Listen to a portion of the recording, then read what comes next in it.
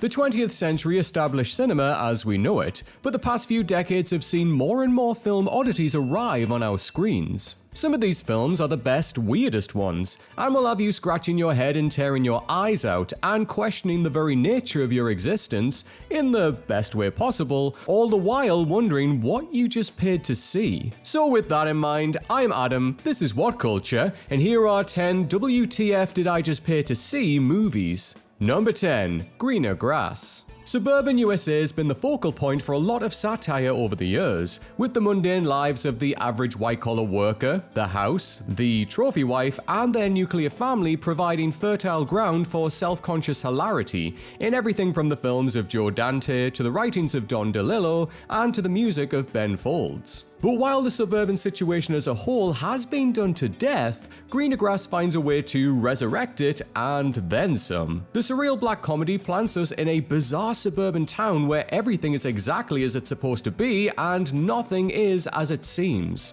The adults wear braces, every color is pastel, golf carts are the primary mode of transportation, and everyday metaphysics aren't as stable as they once were. At the center of all of this is housewife Jill Davies, who kicks things off by giving away her infant daughter at a sports game. Taking the idea of the 2.5 average kids to its illogical extreme, her neighbor Lisa becomes pregnant with the football from her son's match, which becomes Twilson, the latest member of their clan, after she delivers, while Jill's son Julian turns into a golden retriever, who the Davies send to school in people clothes. Now sure, there's marital breakdown, rebellious kids, and home swapping, but this is the suburbs like you've never seen them before. Number 9. Bottoms.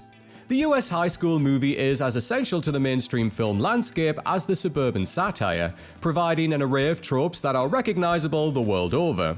These are the dumb, brash, handsome jocks, the nerds who want nothing more than to score with the hot girls, or indeed the popular girls themselves who are often cheerleaders.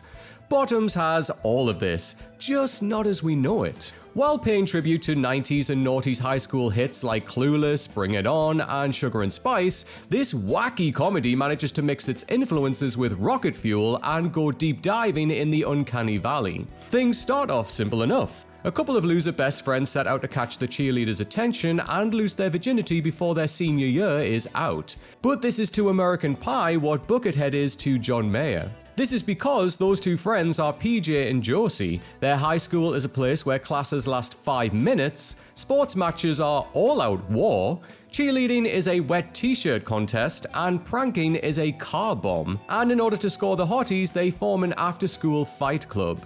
Given Bottoms advertised itself as from the producers of Pitch Perfect and Cocaine Bear, we should have guessed where this was going. Number 8. Annette. Nothing that pop duo Sparks have done in their ever-spanning career has really made sense, but even their most astute supporters didn't see Annette coming. A romantic drama rock opera written by the brothers and directed by French auteur Leos Carax, the film makes about as much sense on paper as it does on screen. Stand-up comedian Henry and his opera-singing wife Anne have their first child together and find their lives changing in unexpected ways, often for the worse. So far, so Marriage Story. There's one crucial difference though. Their child, Annette, is a wooden puppet. Annette is also a musical prodigy, and while her journey towards a hyperbole halftime performance that could put the Shattering family back on track might have made sense in another film, her very puppetness leaves even the more ordinary scenes perplexing. Add this to the film's dedication to theatrical formalism, more often than not detached from anything we might recognize as reality, and there's a whole world of WTF waiting to pop. And don't even get us started on the subtext. Number 7. Sorry to Bother You. In 4 decades, rapper and radical social activist Boots Riley has only made one film, Sorry to Bother You, which he himself described as an absurdist dark comedy with aspects of magical realism and science fiction. So it should go without saying that it's not a passive piece of fiction. Drawn from Riley's own experiences in telemarketing and informed by the struggle of being a black voice in a white society, the film brings us into the orbit of Cassius Cash Green, a young black man living in his uncle's garage and trying to make ends meet. What starts out as a straightforward social satire, in which Cash has to use his white voice on the phone to get customers to react reasonably and pleasantly, swiftly descends into a perplexing anti-reality, where he's selling arms over the phone, fighting with compliments, and appearing on I Got the S Kicked Out of Me, before the film drives off a narrative cliff edge into some pretty horrific science fiction. See, the company he works for is covertly transforming their workers into horse hybrid equisapiens to make them stronger, more obedient, and more profitable, while planting equisapiens as false revolutionaries to quell employee backlash. Now, does it totally work? No, probably not. But it's worth the price for admission to marvel at the madness. Now, I want to ask you, which movie have you recently seen where you walked out afterwards and asked yourself, what the hell have I just seen? Make sure you let us know in the comments down below, and you know the rest. Make sure you give us a like and a subscribe. Number 6. Dream Scenario. For some years now, Nicolas Cage has been on the up and up, having recovered from a mid-career slump following the 2008 financial crash in which he took any and every role seemingly available to him. Going from strength to strength, he has recently found a niche in indie horror, dipped his toe into animation, and come full circle with the deeply self-referential meta-comedy The Unbearable Weight of Massive Talent. But for every weird and wonderful thing he's done of late, Dream Scenario is unparalleled in finding him simultaneously at the top of his artistic game while way out in the sticks of the surreal. The magical realist black comedy positions the big man as Weasley College professor Paul Matthews, whose life goes viral when he begins turning up in other people's dreams. The dreams spread across the world, and Paul becomes a sensation. Before his hubris kicks in, the dreams turn into nightmares, and he crashes back to Earth in spectacular fashion. Everything about Dream Scenario, in and outside of the dream world, is bizarre and Kafka, taking society's handling of fame, technology, and masculinity, and wrapping them into the ugliest of shapes. Going deep into the character while delivering a gut-achingly comic turn, only Cage could master this strange alchemy in a career-best performance that sells all sides of what ends up being a many-dimensioned debacle. Number 5. Sitcom. Sitting on the edge of the new French extremity, Sitcom takes a look at domestic life in a surreal satire of the mighty US sitcom, teasing and playing with elements of shows like Father Knows Best, while dishing up some pretty unpalpable situations in the process. A French family of 4 begin their descent into moral degradation when the father brings home a small white rat, whose presence seems to unleash taboo desires and untether the family from society's norms. Nicholas, the son, throws orgies in his bedroom, Sophie, the daughter, casually attempts suicide, the mother seduces and sleeps with her son, the maid openly parties and takes drugs, abandoning her housework, and the father vividly fantasizes about murdering them all before turning into a giant rat. We see the rupturing of the domestic social contract in real time, eroding and obscuring the roles and relationships of the family members and the other visitors to their sizable home.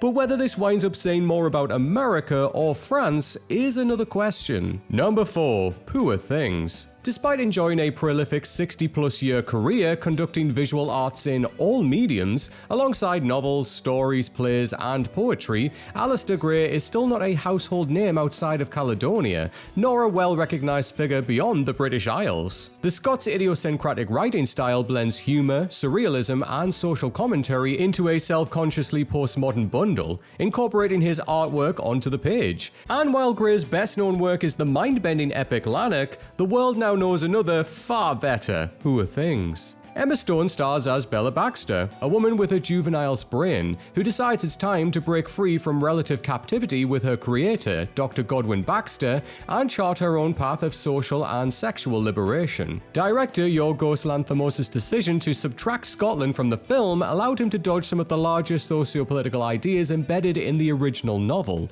but everything else about Poor Things is true to form, and a wonderful interpretation of Gray's work. That includes all the quirks, eccentricities, absurdities, and overarching tone of congenial insanity. In a world of pastel clouds, gold cities, and high fashion, Bella discovers masturbation, sexual pleasure, and herself, becoming an adventurer, a prostitute, and a surgeon, literally in that order. Number 3. Beau is Afraid.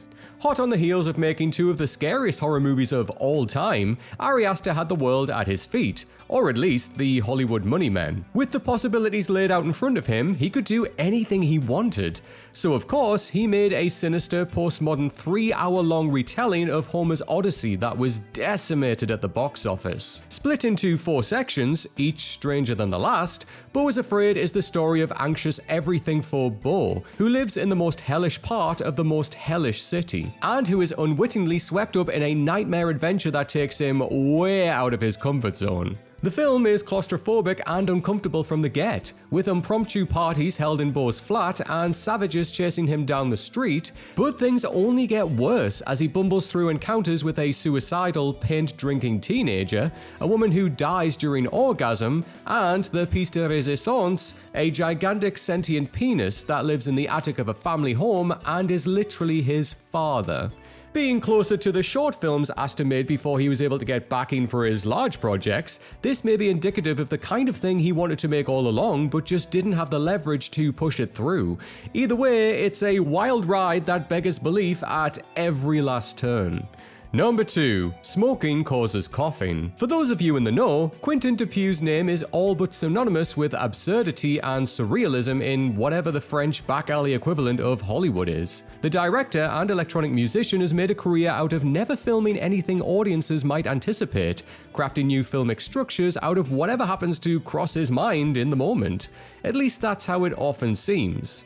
One of his most recent features, Smoking Causes Coughing, is testament to this idea, conforming to none of the established rules of tone, character, plot development, or context. We enter Dupuy's reality-adjacent world in the company of the Tobacco Force, a Power Rangers-like team of 5 who are sent by their boss to a week-long retreat in a pod in the middle of nowhere. While the 5 have limited superpowers, including the ability to give their enemies rapid-acting cancer, they struggle to find themselves within the bounds of a more normal team-building situation and fall apart under the weight of their own personalities. Throw in a suicidal robot, a genocidal emperor of evil, and a few campfire story vignettes, and you've got a hilarious combination of lowbrow humor and children's TV satire that frankly doesn't give a damn what you think.